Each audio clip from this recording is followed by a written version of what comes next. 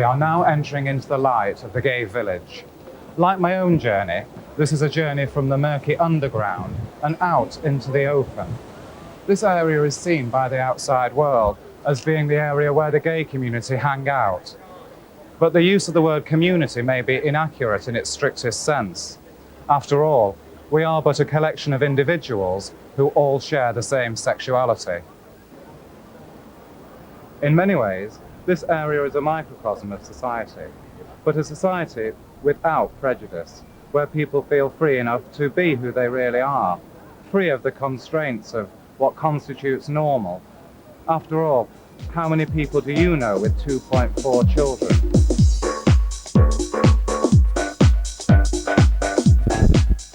You know there's going to be other gay people here. You know it's a very safe space in Manchester where you can come and socialise and not worry about any discrimination, any hassle, any violence or any of that kind of thing. So it's a little safe haven, really. The gay village is evolved into a collection, I feel, at the moment of liberated people of all persuasions.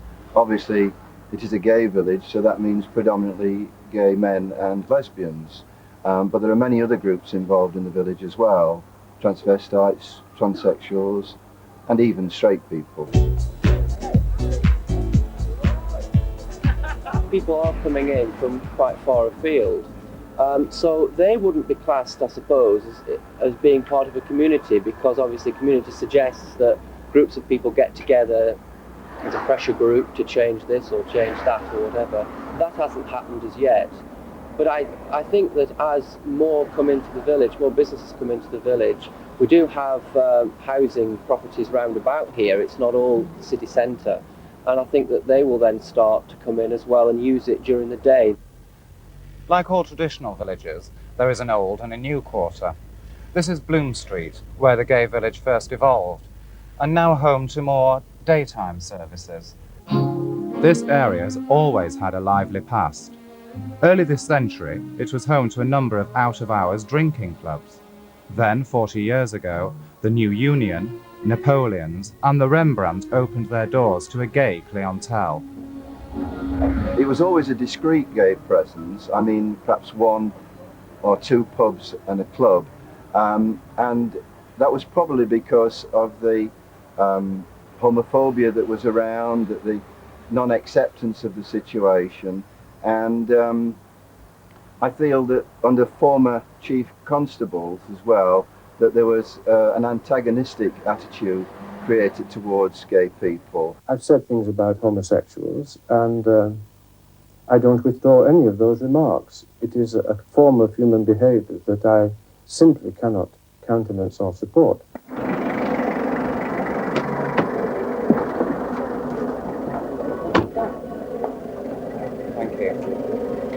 But in life, the only permanent state is change, which brings me to the new quarter, Canal Street, the hedonistic highway of Gaychester.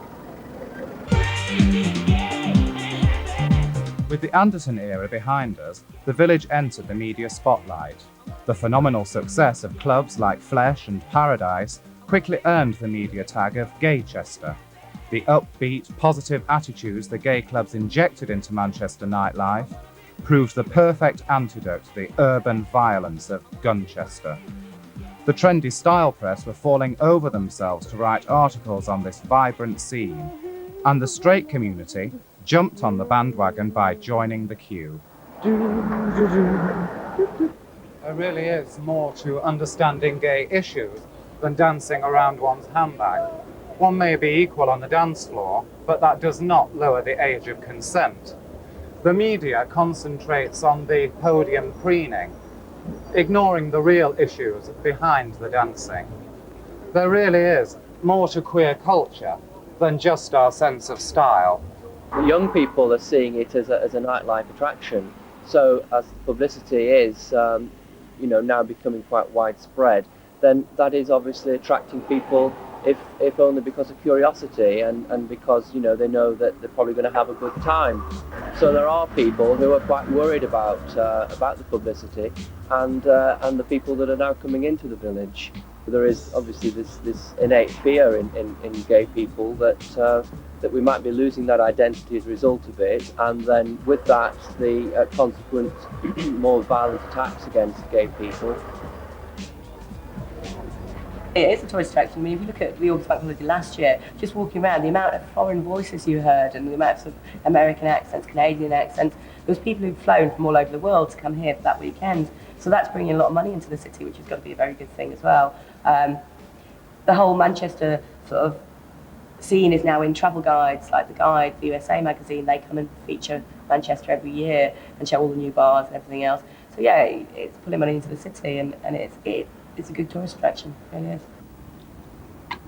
The Gay Village is a business and commercial centre. Behind the party atmosphere is the clinking of cash registers. The mood is very upbeat. In order to get involved in that beat, you need money. This area has gained acceptance, particularly with the straight business community, by being financially viable. There really is power with the pink pound. There's no denying that the business has been the nucleus for the development of the area. Recently, the village has really exploded, and a whole range of diverse businesses now, other than the nucleus of gay pubs and clubs, which are always the mainstay of the village. But now there are businesses like gay solicitors moving into the area, like gay hairdressers, gay taxi companies, gay restaurants, which are high quality eating places that of course attract the whole of the community. I've never seen another area of any city develop in the way it has in the few years I've been here. I mean, just for instance, the building just across the way, it's been bought, it's been turned into apartments. There's 2 buildings up the road that planning permission have been applied for different bars and different clubs and things. And it's just a total regeneration of the area. I think the sudden realisation of like the strength of the pink pound and all the kind of media coverage of that has changed attitudes enormously in this city. It puts us as part of the respectable business community, and that's the way that sort of straight people like to see things, and it just puts us kind of on a very firm footing. The village is actually starting to grow, and people are becoming aware of that now, and as I said, if we're going to start getting more facilities, then people are going to see that yes, there is a real community here, or developing.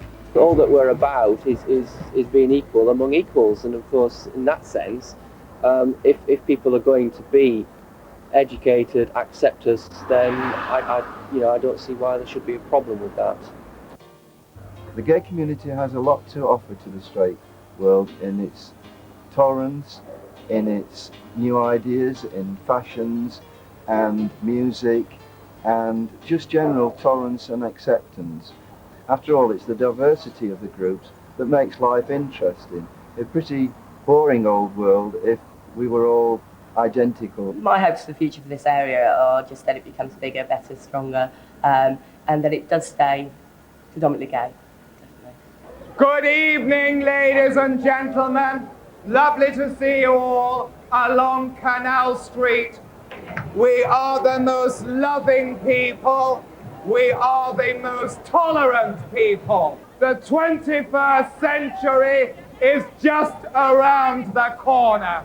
What a shame the rest of the world isn't like this area. One day, the whole world will be as cool and as laid back as we are.